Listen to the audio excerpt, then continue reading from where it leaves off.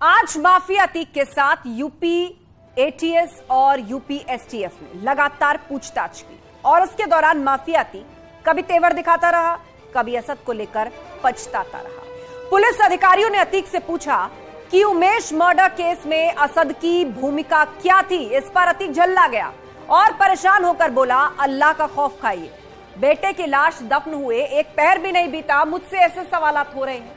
मैं तो उसी वक्त मर गया था जब कोर्ट में मेरे बेटे असद के मारे जाने की खबर मुझे मिली थी। मैं आपके पैर पकड़ रहा हूं, मुझे एक बार बेटे की कब्र पर ले चलो, मुझ अभागे पर कुछ तो रहम करो। जनाजे को कंधा तो नहीं दे सका, कब्र पर फूल तो चढ़ा दूं। तो सवाल यही, एक माफिया आज कितना मोहताज है, क्योंकि यूपी में अब कानून का राज है। शुरू करेंगे डिबेट, लेकिन पहले ये रिपोर्ट।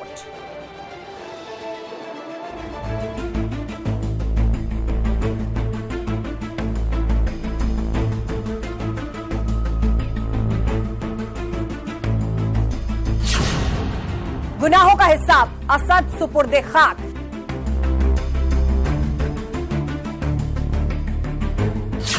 बेटे का कर्ज अधूरा रह गया, शाइस्ता का फर्ज। परिवार के लोग तो बहुत से हैं, बहुत से लोग आरोपी नहीं हैं। हाँ, हम भी जो है तो परिवार ही के हैं, हम भी परिवार ही के हैं, हमारे जो है तो रिश्ते के हैं। हाँ। असद मिट्टी में दफन, अतीक रोया खून के आंसू। अपराधियों के मामले में जाति धर्म संप्रदाय नहीं देखा जाना चाहिए। प्रदेश की जनता कभी माफ नहीं करेगी। हमारी प्रतिबद्धता है कि उत्तर प्रदेश में हम अपराध पर जीरो टॉलरेंस की नीति काम करेंगे। आज उत्तर प्रदेश में कानून का राज है और भयमुक्त शासन हुआ है। रिमांड पर अतीक अशरफ, खुल रहे गहरे राज।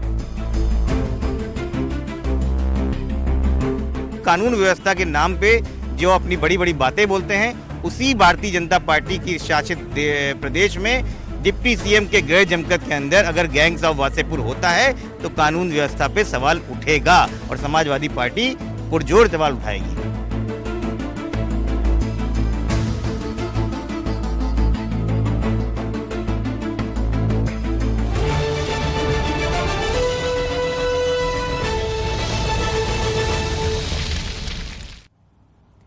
और अब आज महाबहस के सवाल एक एक करके आपको दिखाते हैं चर्चा के दौरान कौन से सवाल आज हम पूछने जा रहे हैं। सवाल नंबर 1, क्या पुलिस रिमांड में अतीक अशरफ कबूल करेंगे आतंकी कनेक्शन की बात? सवाल नंबर 2, क्या उमेश पाल हत्याकांड में अतीक अहमद से पुलिस को हाथ लगेंगे अहम राज? सवाल नंबर 3, क्या अतीक अशरफ की निशानदेही पर पुलिस के हाथ लगेगा हथियारों का जखीरा? ये एक बहुत बड़ा सवाल है, क्योंकि जिस तरह आतंकी कनेक्शन और आधुनिक विदेशी हथियारों की बात प्रयागराज शूटआउट और पुलिसिया एनकाउंटर में सामने आई है, उससे सुरक्षा एजेंसियों की चिंताएं और बढ़ गई हैं।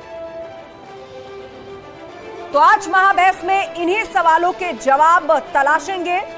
चर्चा के लिए पूरा गेस्ट पैनल भी हमारे साथ जुड़ चुका है और गेस्ट पैनल हमारे साथ जुड़ेगा, लेकिन बड़ा सवाल यह है कि असद और अशरफ से जो पूछताछ इस वक्त चल रही है, उस पूछताछ में जिस हथियारों के जखीरे, आईएसआई, लश्कर ए तैयबा कनेक्शन और विदेशी हथियारों से ये पूरा माफिया नेटवर्क आखिर कहां तक पहुंचा हुआ था, इस पर करेंगे सवाल। और साथ ही बात शाइस्ता परवीन की भी होगी। उम्मीद ये की जा रही थी कि बेटे के जनाजे में तो कम से कम शाइस्ता परवीन को आना होगा, लेकिन वो बेटे को अंतिम विदाई देने भी नहीं पहुंची। पैनल हमारे साथ जुड़ चुका है। राजेश चौधरी जी, प्रवक्ता बीजेपी हमारे साथ हैं। अशोक यादव, प्रवक्ता समाजवादी पार्टी जुड़ गए हैं।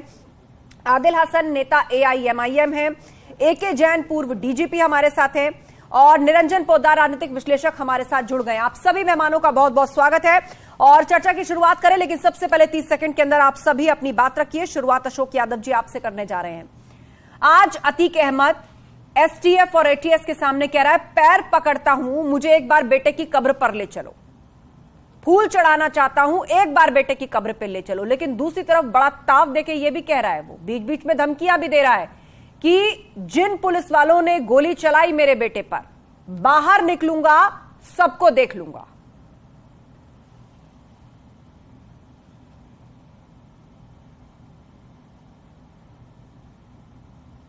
अशोक यादव, आप तक आवाज पहुंच रही है?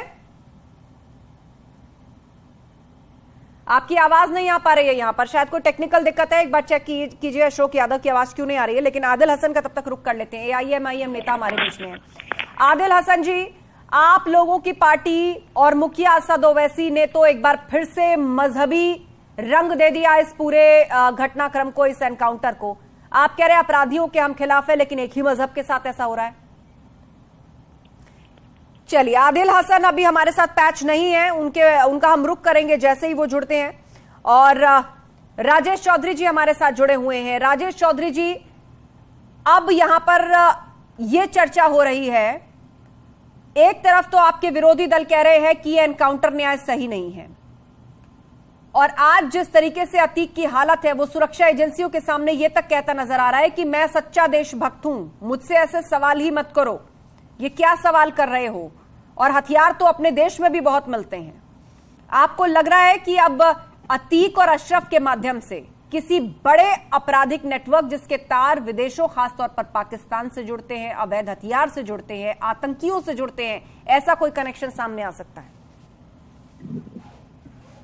देखिए, उत्तर प्रदेश पुलिस हर प्रकार की कार्रवाई करने में सक्षम है, जांच में सक्षम है, और जांच उस दिशा में बढ़ रही है। निश्चित रूप से ऐसा कोई षड्यंत्र होगा तो सामने आएगा। और अतीक अहमद कोई छोटा मोटा अपराधी नहीं था, बहुत बड़ा दुर्दांत अपराधी था। इसको अतीक अहमद को इतना बड़ा अपराधी बनने में बहुत समय लगे, तो दूर दूर तक इसके संपर्क होंगे, विदेशों में भी होंगे। बिल्कुल निश्चित रूप से मैं आपकी बात से सहमत हूँ, और यदि ऐसा है तो इसके खिलाफ कठोर से कठोर कार्रवाई की जाएगी। और भारत के कानून, भारत के संविधान में वो शक्ति है कि ऐसे अपराधियों को, ऐसे देशद्रोहियों को सजा देने में वो सक्षम है। ठीक है, 30 सेकंड पूरे लौटेंगे। अशोक यादव जी, मेरी आवाज आ रही है आप तक? चलिए, अभी तो आवाज नहीं आ रही है, लेकिन AK जैन जी पूर्व DGP हमारे साथ हैं। AK जैन जी, आपसे समझना चाहेंगे, आज शाइस्ता परवीन भागी भागी फिर रही है, सामने नहीं आ रही है। इतना कहा जा रहा था कि असद के कम से कम जनाजे में तो शामिल होने वो जरूर आएगी, लेकिन न मां आई न पिता पहुंच सका। माता पिता के बिना ही सुपुर्दे खाक हुआ असद अहमद।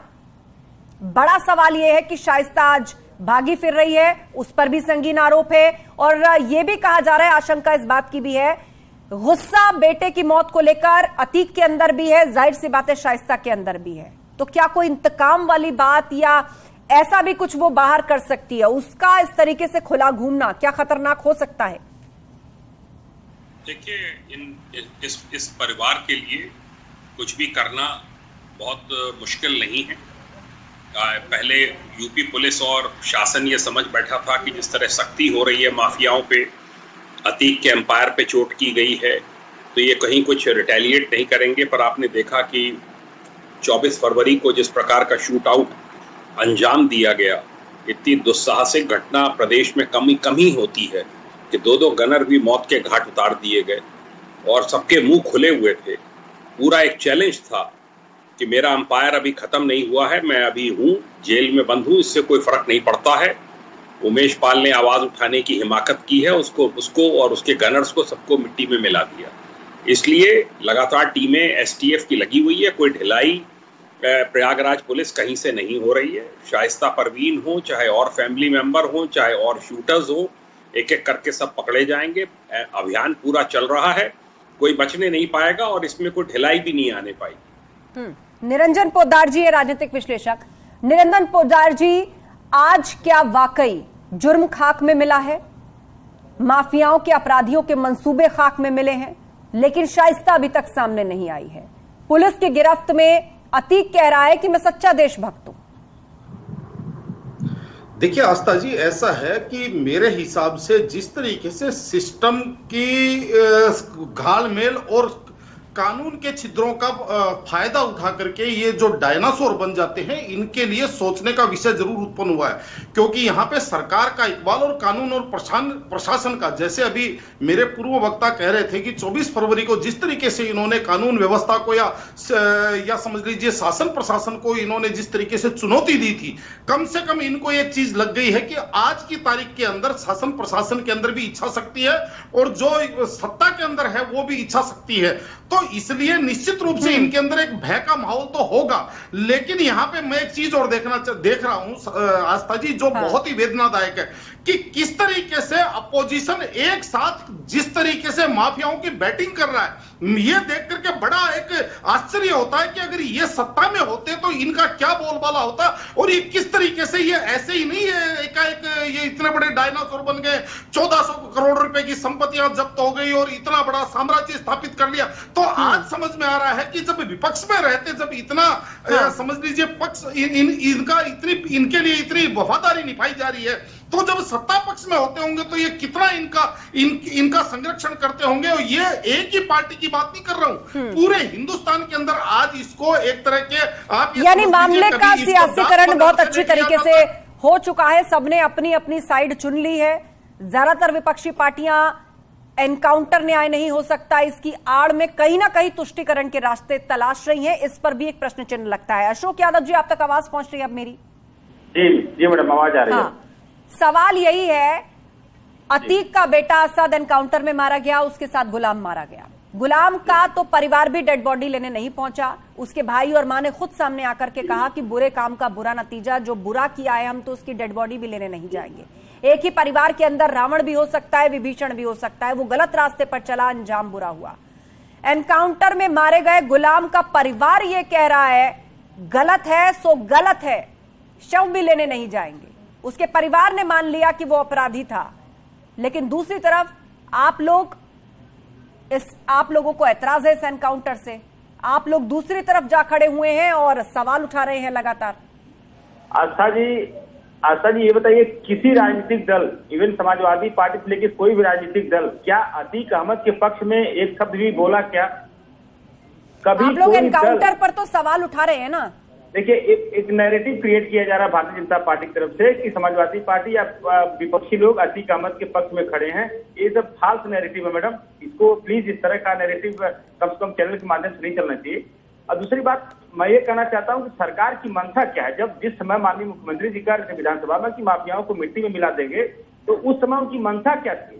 क्या मंशा वास्तव में यही थी कि माफियाओं को मिट्टी में मिला देंगे, या मंशा सिर्फ उसकी राजनीतिकरण करने की मंशा? ठीक है Ashok Yadav ji, 30 second opening remarks का वक्त होता है इस शो में। मैंने आपको अनइंटरप्टेड सुना, आपने कहा कि नैरेटिव फैलाया जा रहा है, ये फाल्स नैरेटिव है, ये गलत है। आप मुझे बताइए, जिस दिन ये एनकाउंटर हुआ, आप ही के पार्टी अध्यक्ष अखिलेश यादव का ये ट्वीट था जिसमें उन्होंने सवाल खड़े किए एनकाउंटर पर, इसको फर्जी करार दिया, और तो और ये तक लिखा कि ऐसी घटनाओं से भाईचारा खराब होता है। तो आरोप तो डबल हो गए ना, आप एनकाउंटर का तो विरोध कर ही रहे हैं, उसको तो फर्जी बता ही रहे हैं, साथ ही में तुष्टीकरण का भी दरवाजा खुला रखना चाहते हैं। आस्था जी, फर्जी एनकाउंटर पे माननीय सुप्रीम कोर्ट ने भी संज्ञान लेकर के इसके लिए कुछ गाइडलाइन डिसाइड किया था। ये माननीय राष्ट्रीय अध्यक्ष की बात नहीं है, माननीय सुप्रीम कोर्ट तक ने इस पे संज्ञान लेकर फेक एनकाउंटर पे गाइडलाइन इशू किया था कि जो है देश में या प्रदेश में इस तरह का फर्जी एनकाउंटर बहुत हो रहे हैं। और रह गई उत्तर प्रदेश की बात, तो उत्तर प्रदेश तो फेक एनकाउंटर में नंबर 1 है, ये एनसीआरबी की डेटा बताता है। तो जब फेक एनकाउंटर हो रहा है प्रदेश में, तो इस पे सवाल तो खड़े करेंगे, सभी लोग इस पे सवाल खड़े करेंगे, क्यों नहीं सवाल? अच्छा ठीक है, आपने एक बात कही कि एनसीआरबी का डेटा बताता है कि फर्जी एनकाउंटर में यूपी नंबर 1 है। मुझे लगता है राजेश चौधरी जी को उस पर जवाब देना चाहिए। ये डाटा एनसीआरबी को कोट करके आगे रखा जा रहा है। राजेश चौधरी जी, देखिए दो बातें। एक तो इन्होंने फर्जी एनकाउंटर का जो आरोप लगाया, पुलिस कह रही है कि वो वहां मुठभेड़ में मारा गया, पूरी दुनिया ने उसके फुटेज देखे। अब समाजवादी पार्टी के राष्ट्रीय अध्यक्ष जी का कहना है कि ये फर्जी एनकाउंटर में मारा गया है, तो क्या इनके संरक्षण में था? इन्होंने उसको छुपा के रखा हुआ था, वहां से पुलिस छीन करके ले गई और मार दिया। इसका मतलब इनको जानकारी थी कहाँ ये अपराधी छुपा हुआ है। जिसपे 5 लाख का इनाम होगा और वो उत्तर प्रदेश पुलिस पे गोली चलाएगा, तो खुद थोड़ा ना कर सकती पुलिस। उसकी बंदूक से भी तो गोलियां निकलती हैं, आत्मरक्षा में भी तो वो गोली चलाएगी। तो ये सब केवल और केवल मुस्लिम तुष्टीकरण की राजनीति करने के लिए समाजवादी पार्टी ये कर रही है। एक और अपराधी मारा गया एक दिन पहले, आदित्य राणा, पश्चिमी उत्तर प्रदेश में। क्यों नहीं ट्वीट किया अखिलेश यादव ने? मेरा प्रश्न है ये, क्यों ट्वीट नहीं किया? अतीक अहमद अपराधी के साथ साथ समाजवादी पार्टी का नेता भी था, समाजवादी पार्टी से 4 बार विधायक रहा। इन्होंने ही उसको इतना बड़ा अपराधी बनाया है, एक दिन में नहीं बन गया। उसके अनेक फोटो में कहो, कभी आपको दिखा देता हूं। मुलायम सिंह यादव जी के साथ, अखिलेश यादव जी के साथ अनेक ऐसे आपको चित्र मिल जाएंगे। सब देख चुके हैं, सब देख चुके हैं। मिल जाएंगे, इससे नजदीकी दिखती है। अतीक के कुत्ते से हाथ मिलाते हुए भी तस्वीर सब देख चुके हैं। बढ़ावा एकदम देख चुके होंगे, तो कष्ट हो रहा है। ये तो चाहते हैं उत्तर प्रदेश। अशोक यादव जी, आप मुकर कैसे सकते हैं? आप एक तरफ तो ये कह रहे हैं कि हमने अतीक के समर्थन में कोई बयान नहीं दिया, विरोध भी तो नहीं कर रहे ना उसका। भाजपा लगातार कहती है आप ही की सरकारों ने तो संरक्षण दिया है, पोषित किया है। आस्था जी ये बताइए, जो मीडिया में लिस्ट चल रही है, चाहे वो कुलदीप सिंह सेंगर हो, ब्रजेश सिंह हो, धनंजय सिंह हो, उदयभान सिंह हो, विनीत सिंह हो, ब्रजभूषण शरण सिंह हो, सोनू सिंह, मोनू सिंह, बादशाह सिंह, ये लोग, इनको संरक्षण कौन दे रहा है? अगर माफिया मुक्त करना है माननीय योगी जी को, तो क्या इन माफियाओं को संरक्षण देकर के प्रदेश को माफिया मुक्त करेंगे? उनको देखिए, अतीक और मुख्तार सोने की अंडा देने वाली मुर्गी नजर आते हैं, क्योंकि 2024 का चुनाव आ रहा है, तो जितना इस तरह का टारगेट करेंगे, उनको हिंदू मुस्लिम करनी बड़ी आसानी होगी। कौन कर रहा है हिंदू मुस्लिम? भाईचारा खराब होगा, ये किसने कहा था? अगर उनकी मंशा रहती प्रदेश से माफिया मुक्त करने की, तो क्या ये जो नाम मैंने गिनाए हैं, इन नामों में से किसी एक नाम पे आदित्य राणा पे कुछ क्यों नहीं बोल रहे आप? कुछ दिन पहले आदित्य राणा का भी तो एनकाउंटर हुआ है, उस पर कोई कुछ क्यों नहीं बोल रहा है? मैंने जो नाम गिनाए, इन नामों पे भारतीय जनता पार्टी के प्रवक्ता साथी से मैं पूछना चाहता हूँ, क्या इनके ऊपर भी बुलडोजर या इनकाउंटर की कार्रवाई सोच सकती है सरकार? इनको आप मेहमान की तरह पाले हुए हैं, अब बाकी दो माफियाओं पे चिन्हित करके इसलिए कार्रवाई हो रही है, राजेश चौधरी सद रहा है, उससे सिर्फ हिंदू मुस्लिम का टारगेट भाजपा का पूरा हो रहा है, इसलिए दो माफियाओं ये हिंदू मुस्लिम करने का आरोप तो उल्टा अब आप पर लग रहा है राजेश चौधरी जी। 2017 से लेकर के आज तक आप सरकार की मंशा देखिए, कोई भी अपराधी होगा, आप आंकड़े देखिए, यदि उत्तर प्रदेश में एक साल में मुठभेड़ के अंदर 24 बदमाश मारे गए, तो उनमें से 7-8 मुस्लिम होंगे केवल, बाकी तो हिंदू ही थे। अब अपराध की जाति, अपराधी की धर्म ढूंढने का काम तो यही करते हैं, क्योंकि इनको वोट की फसल काटनी है। और एनसीआरबी का यदि आप डाटा देखेंगे, प्रश्न आप खड़ा कर रही थी, और उस डाटा को जनसंख्या के अनुपात में निकालेंगे तो उत्तर प्रदेश बहुत पीछे आ गया है अपराध में। मैं कहूंगा समाजवादी पार्टी के प्रवक्ता मित्र से आप पढ़ करके आया करिए। उत्तर प्रदेश आज पूरे देश के अंदर मॉडल बन रहा है, लॉ एंड ऑर्डर के क्षेत्र में, विकास के क्षेत्र में। आज योगी मॉडल को अनेक मुख्यमंत्री अपनाना चाहते हैं, और बहुत विद्वान, बहुत प्रभावशाली अधिकारी। चलिए, कानून व्यवस्था पर लेकर आप लोग चर्चा को आ ही गए हैं। AK जैन जी हमारे बीच में है, AK जैन जी हमारे बीच में है। AK जैन जी, आप पुलिसिंग में लंबे वक्त तक रह चुके हैं, कानून व्यवस्था बनाना तो पुलिस का काम होता है, लेकिन जब सरकारों द्वारा पोषित और संरक्षित माफिया हेकड़े दिखाते हैं, कानून को के दावपेचों को खुद इस्तेमाल करते बचते घूमते हैं, तो क्या पुलिस के अंदर उतना मनोबल या इतनी हिम्मत आएगी कि एक दिन उसको हथकड़ी लगा दे? देखिए, मैं जब सर्विस में आया तो हमें यही बताया गया कि किसी भी दंगाई की, किसी भी अपराधी की कोई जात नहीं होती, और इसी बिना पे काम किया, इसी विचार को लेके चले, इसी पे काम किया। जब आप रियल अपराधियों पे कार्रवाई करेंगे तो उससे पब्लिक जो है वो खुश होती है, जो कानून पसंद लोग हैं उनको संरक्षण मिलता है, और जो गुंडे, बदमाश, माफिया हैं उनका मनोबल गिरता है। यही कार्रवाइयाँ अगर प्रारंभ से 79 से जब से इसने क्राइम के जगत में पैर रखे हैं, अगर कार्रवाइयाँ हुई होती डिफरेंट गवर्नमेंट्स के द्वारा, जिस प्रकार का एक्शन इस समय चल रहा है, तो ये इतना दुर्दांत अपराधी प्रदेश का, या क्या देश का कह लीजिए, नंबर 1 दुर्दांत अपराधी ना बनने पाता। अगर सख्ती की जाए माफियाओं के खिलाफ, प्रदेश को बिल्कुल तस्वीर बदली जा सकती है। इससे जो माफियाओं से इसको मुक्त किया जा सकता है। जो 37 लाख करोड़ का इन्वेस्टमेंट आया है, इसी आश्वासन पर आया है कि आपको कोई परेशान नहीं करने पाएगा, आपसे कोई चौथ वसूली नहीं करने पाएगा, आपकी इंडस्ट्रीज को कोई डिस्टर्ब नहीं करेगा। सही दिशा में पुलिस कार्रवाई कर रही है। अगर प्रदेश का अनएम्प्लॉयमेंट दूर करना है, अगर यहाँ पर इन्वेस्टमेंट लाना है, यहाँ पे प्रॉस्पेरिटी लानी है, तो माफिया और प्रॉस्पेरिटी और रोजगार एक साथ नहीं चल सकते। ये इसमें बिल्कुल क्लियर सीमांकन करना होगा, और पुलिस, STF, ATS सही दिशा में प्रदेश सरकार के निर्देशों का पालन कर रही है, सख्ती बरत रही है, और अभी लगातार ये कई वर्षों तक जारी रहेगा। ठीक है। और इस बीच हमारे साथ AIMIM नेता आदिल हसन भी जुड़ गए हैं। आदिल जी ने अभी जुड़ेंगे हमारे साथ, तो उनके पास भी हम लिए चलेंगे। लेकिन बहुत महत्वपूर्ण पॉइंट जो है वो AK जैन जी आपने उठाए यहाँ पर, कि जब कोई पुलिसिंग में आता है तो उसको बताया जाता है अपराधी का ना तो कोई जाति होती, ना धर्म होती, ना चेहरा होता है। अपराधी सिर्फ अपराधी होता है, उसको उसके जुर्म से आंका जाता है। सबूत, गवाह, CRPC उतनी ही प्रभावी उस पर भी होती है, चाहे वो किसी भी जाति धर्म का क्यों ना रहे। लेकिन निरंजन पोद्दार जी, दिक्कत तब आ जाती है जब सियासत की एंट्री हो जाती है। एक जमाना था, आप याद करिए, जब बैलेट पेपर से चुनाव हुआ करते थे। आज लोग EVM पर सवाल उठाते हैं, हालांकि कोई ठोस सबूत कोई विरोधी दल आज तक पेश नहीं कर पाया है। आज EVM पर सवाल उठाए जाते हैं। आप बैलेट पेपर का जमाना याद करिए, ऐसे ही माफिया और बाहुबलियों की बदौलत बूथ लूटे जाते थे। कैसे ये राजनेताओं के इतने खास हो जाते हैं, एक दिन खुद भी पावर में आ जाते हैं, क्योंकि सारा चक्कर यहां पर वोटों का और चुनावों में गड़बड़ी और बूथ कैप्चरिंग करके चुनाव जीतकर सत्ता तक पहुंचने का होता है।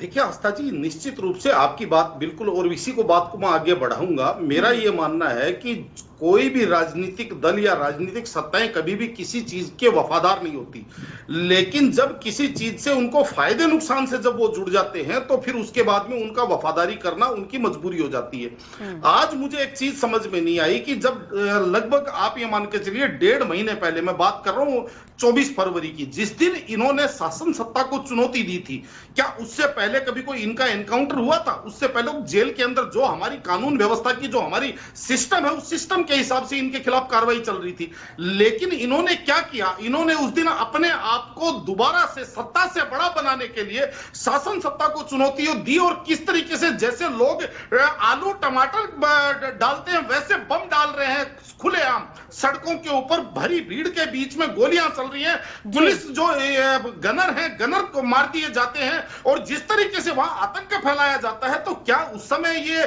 जितने भी आज जो फेक एनकाउंटर फलाना ढिमकाना, इनको कम से कम एक बार उनके लिए भी अपील करनी चाहिए। यहाँ के जो गुंडे बदमाश माफिया है उनके लिए भी अपील करनी चाहिए कि भैया अगर आपको एनकाउंटर से बचना है, आपको पुलिस की कार्रवाई से बचना है, आपको अपने जीवन प्यारा है, तो आप कम से कम अब इस सत्ता के अंदर तो आप कम से कम ऐसा अपराध नहीं कीजिए। इसीलिए बार बार समय समय पर कहा जाता रहा है, कायदे में रहोगे तो फायदे में रहोगे। यूपी अब वो यूपी नहीं है। अशोक यादव जी, जब प्रयागराज का शूटआउट कांड हुआ था, जिसमें बम फेंके गए थे, गोलियों से भूना गया था उमेश पाल को, 2 पुलिस वाले भी उसमें मारे गए थे कि नहीं मारे गए थे?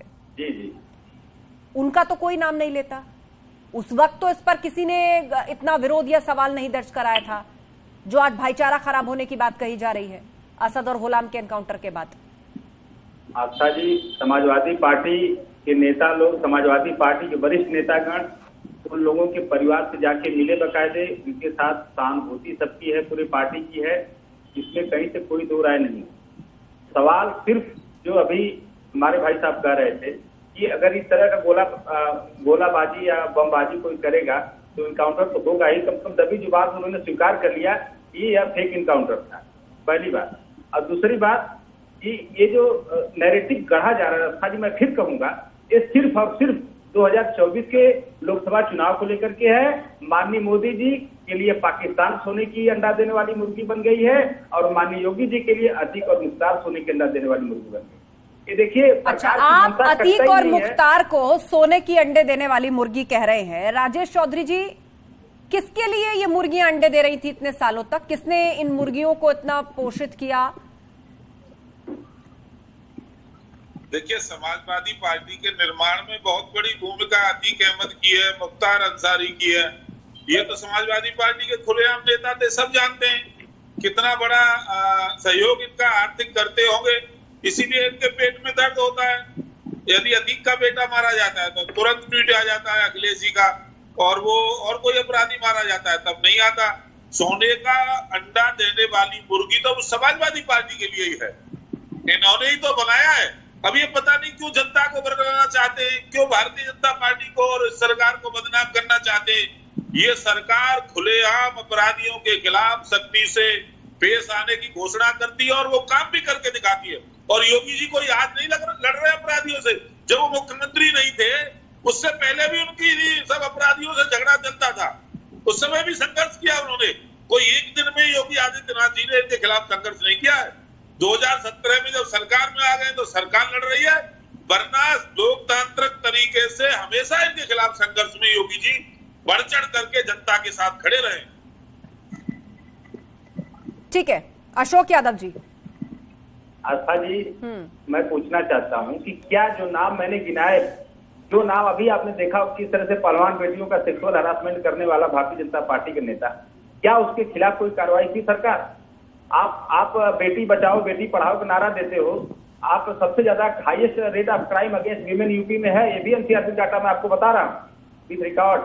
तो इस तरह के जो दोगला जो व्यवहार है भारतीय जनता पार्टी का, कि जो स्वजातीय माफिया उनको हम संरक्षण देंगे और ऐसे माफियाओं को टारगेट करेंगे जिससे हमारा राजनीतिक लाभ सिद्ध होता हो। मैं इसका कई उदाहरण आपको दे रहा हूँ, एक नहीं कई उदाहरण आपको दे रहा हूँ। इस तरह से आप कार्रवाई करके साबित क्या करना चाहते हैं? आप क्या साबित करना चाह रहे हैं? आप साबित क्या करना? आप प्रदेश की जनता को बताना चाहते हैं कि हम एक खास जात के माफियाओं को संरक्षण देंगे। आप प्रदेश की जनता इतना बेवकूफ नहीं है साहब। प्रदेश की जनता जानती है किस तरह से एक जात के माफियाओं को सरकार पोषित और पल्लवित करने का काम कर रही है। ये किसी से छुपा थोड़ी ना है। आप मुख्तार के खिलाफ, भर्ती के खिलाफ पूरा कार्रवाई करिए, लेकिन साथ में जितने भी माफिया है प्रदेश में एक निगाह उधर भी डाल लीजिए। वो भी जनता के ही दुश्मन है, क्योंकि 100 मुकदमे किसी पे 86 मुकदमे, ठीक है मुकदमे हैं। ठीक है अशोक यादव जी। निरंजन पोद्दार जी, बात जब मुख्तार की आती है, अतीक की आती है, तो समाजवादी पार्टी अपनी ही लिस्ट गिनानी शुरू कर देती है और उसका यह कहना है कि इधर भी नजर डालिए, हमारे तरफ के माफिया, तुम्हारे तरफ के माफिया, राजनीति अब इस पर चल रही है। देखिए आस्था जी, बड़ा ही दुर्भाग्य है कि अपराध के अंदर भी आपका और मेरा अच्छा और अच्छा अपराधी और बुरा अपराधी और ये धर्म का अपराधी, उस धर्म का अपराधी, अपराध के अंदर भी जिस तरीके से वर्गीकरण हो जाता है, यही इन लोगों की ताकत भी है। जो भी माफिया पैदा होते हैं, और जिस तरीके से ये कह रहे थे कि एक जाति के या एक धर्म के, क्या विकास दुबे क्या मुसलमान था या आदित्य राणा मारा गया, असद और गुलाम से पहले तो आदित्य राणा का एनकाउंटर हुआ, उसका तो कोई नाम भी नहीं लेना चाहता। ठीक है, AK जैन जी हमारे साथ, क्योंकि शो अंतिम पड़ाव में है। मैं चाहती हूँ बहुत ही महत्वपूर्ण प्रश्न जिस पर प्रकाश डालें AK जैन जी, लंबा चौड़ा अनुभव उनका रहा है। AK जैन जी, जेलों से भी नेटवर्क चलाने की बहुत खबरें आती हैं और इस केस में ही आप उठा करके देख लीजिए।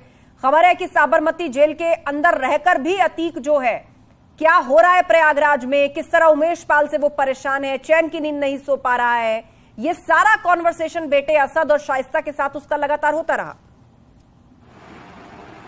आपका कहना ठीक है, जेलों में बहुत सुधार की आवश्यकता है। काफी कार्रवाइयां हो रही हैं, छापे पड़ रहे हैं।